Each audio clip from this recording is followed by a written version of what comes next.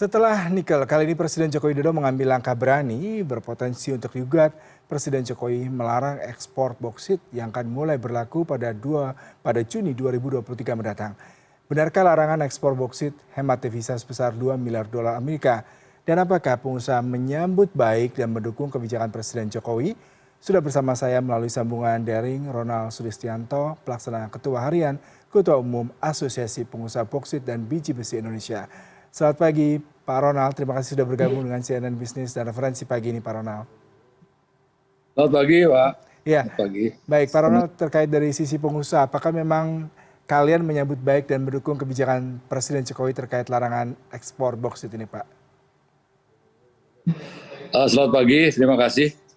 Sebagai pengusaha yang baik, saya kira kami semuanya siap dan kami semua mendukung semua program pemerintah.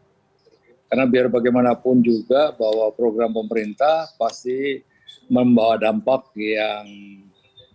yang baik dan bisa menjadikan sesuatu bagi kehidupan berbangsa dan bernegara. Saya kira yang pertama itu. Ya, Pak Ronald, bentuk dukungannya apakah Anda tidak merasa para pengusaha kehilangan potensi cuan ya, mengingat memang kalian selama ini diuntungkan dengan ekspor boksit cuci maupun boksit yang masih berupa raw material, Pak? Nah, kalau berbicara soal itu, tentu kita akan melihat ke belakang. Bahwa sebenarnya yang menjadi titik tolak ini adalah roadmap tentang hilirisasi. Hilirisasi sendiri bagi kami itu adalah siap gerak. Dan kami sangat mendukung hilirisasi.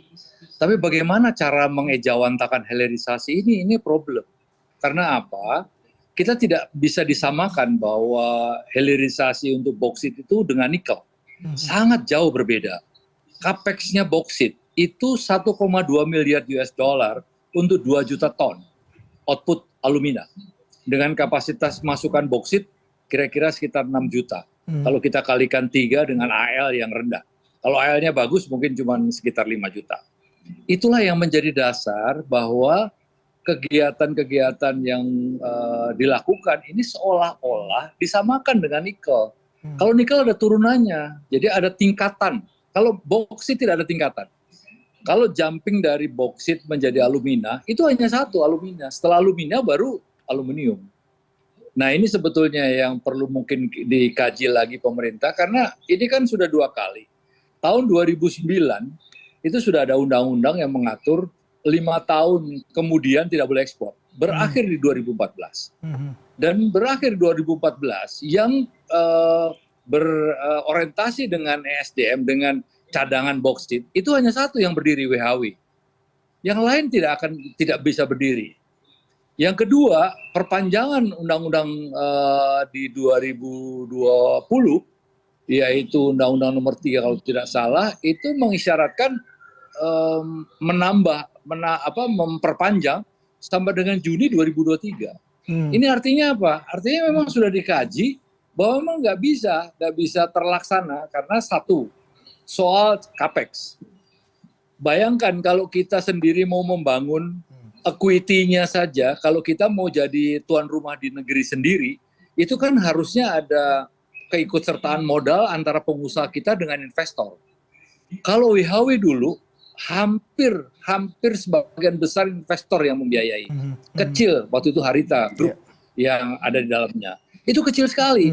Nah, kalau kita tidak mau hanya cari investor, mereka semua full mereka kerjakan, terus kita mau jadi penonton. Nah, itu yang jadi masalah. Kalau kita jadi penonton ya mungkin saja bisa, tapi kita tidak bisa memperkerjakan orang banyak, alih teknologi tidak cepat, dan lain sebagainya.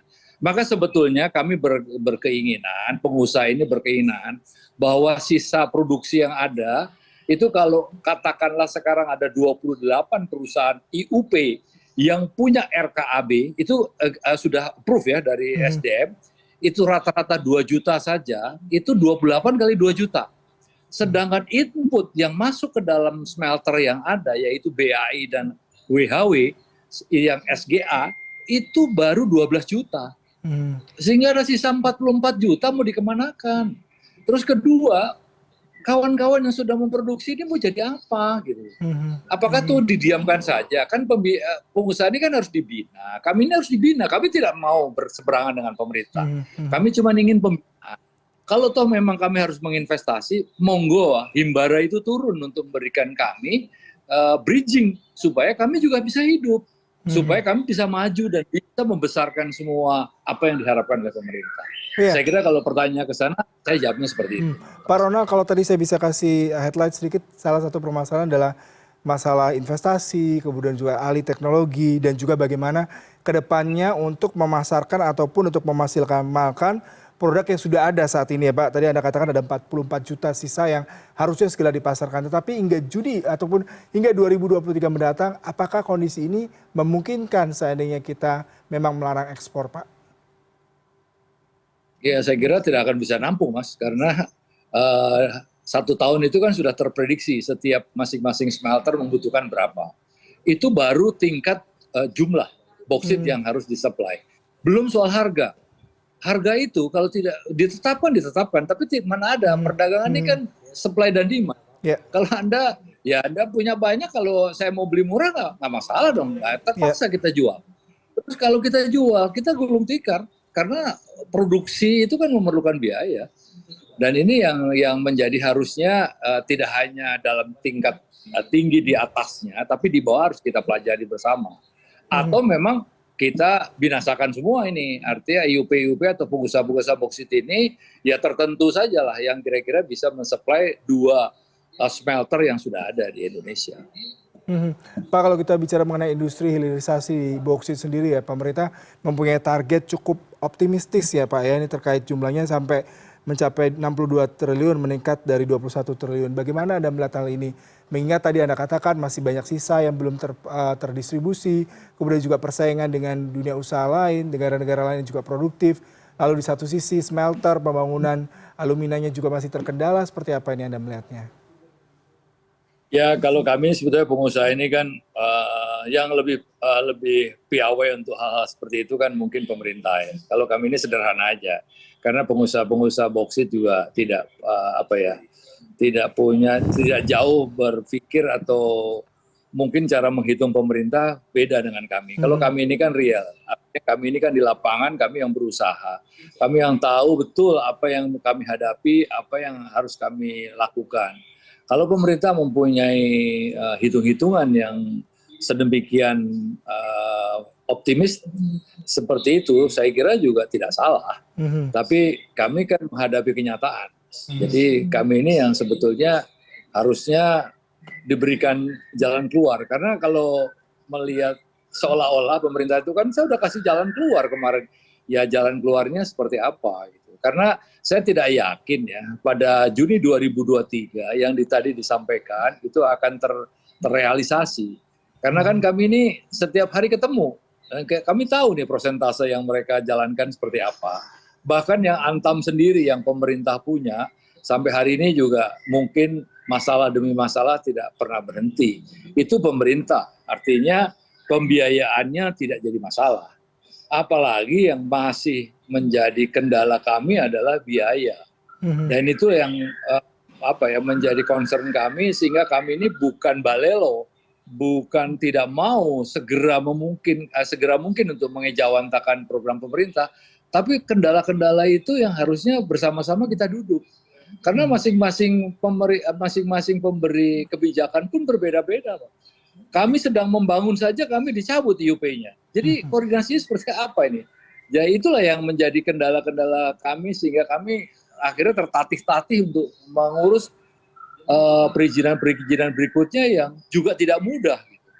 Karena seperti diketahui bahwa kalau slogannya itu hanya berkisar jam, kenyataannya kan tidak seperti itu.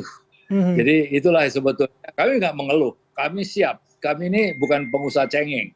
Kami ini adalah pengusaha triot yang betul-betul kita ingin semuanya menjadi baik. Tapi tentu untuk menjadi baik ada proses. Dan proses itu juga harus didengar gitu.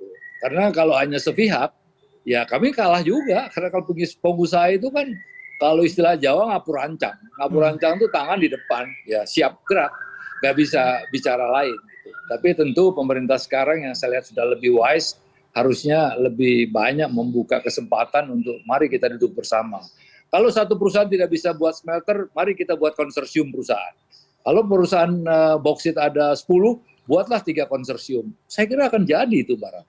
Tapi kalau masih ngotot setiap perusahaan harus buat smelter, kapasitas masing-masing perusahaan itu pasti tidak punya kemampuan finansial penuh untuk memenuhi prosentase equity yang harus disediakan. Pak Ronald, terakhir dari Menteri Keuangan sendiri menyatakan untuk memastikan akan ada insentif nih Pak, mulai dari tax holiday, kemudian prioritas memberikan tax allowance buat para pengusaha Indonesia, terutama terkait dengan hilirisasi. Anda melihat apakah ini cukup membantu, apakah selain tadi adanya koordinasi yang tepat, kemudian juga bagaimana pemberian kebijakan yang juga memberikan kesempatan kalian untuk terus berkembang dan ada konsorsium sendiri, salah satu solusi yang Anda tadi sebutkan Pak?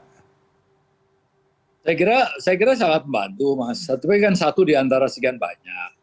Karena juga pada saat waktu itu saya ada di WHW, di Harita Group, itu juga mencari tax holiday juga tidak mudah. Karena waktu itu kan proyek pionir itu harus yang pertama, ternyata yang pertama Antam dengan CGA-nya, bukan SGA. Kami SGA, kami nggak dapat juga. Nah sekarang kalau itu dijanjikan ya tentu lebih baik. Tapi hanya itu, karena sekarang itu kalau Himbara bisa duduk bersama kami, tentu lain persoalannya. Karena itu adalah akan mendorong untuk bisa kita punya harga tawar terhadap investasi, investor yang masuk dengan membandingkan apa yang harus bisa kita sumbangkan. Kan kami juga perlu tenaga kerja di situ. Kayak di WHO itu hampir dulu 80% tenaga Cina. Tapi ya mau apa lagi, karena dia yang menguasai sahamnya, dia menentukan tendernya. Sehingga kalau ada cost overrun, kita tinggal melongo aja. Wah ini naik, padahal mungkin tender diulang di sana kita juga nggak tahu. Jadi semua ini nggak bisa kita kendalikan. Tapi kalau kita punya bargaining posisi yang bagus, tentu mereka tidak bisa main-main. Ya mari kita sama-sama kita putuskan gitu. Saya kira itu sih sebetulnya masalahnya. Sebetulnya kalau kita dengar bahwa dilarang sih kita sudah nggak kaget. Karena memang undang-undang menyatakan Juni 2023 ending. 3 tahun setelah diundangkan tahun 2020-2023 selesai. Itu aja sebetulnya. Baik Pak Roland, terima kasih untuk perbincangan pagi hari ini Pak. Selamat bertugas kembali. Terima kasih, selamat pagi.